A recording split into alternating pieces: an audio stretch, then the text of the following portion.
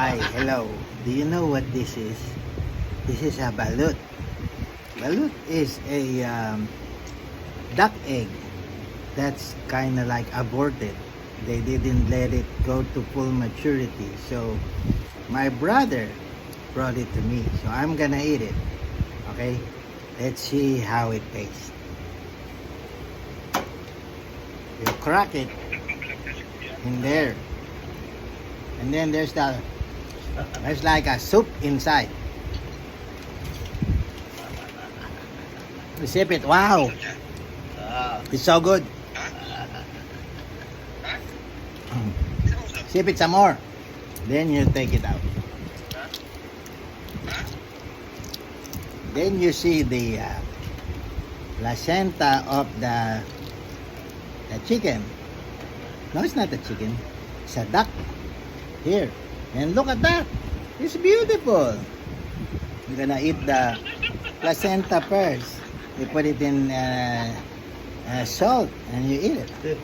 Good. Wow! It's so good. It's so good. Mm. And then, Yung camera.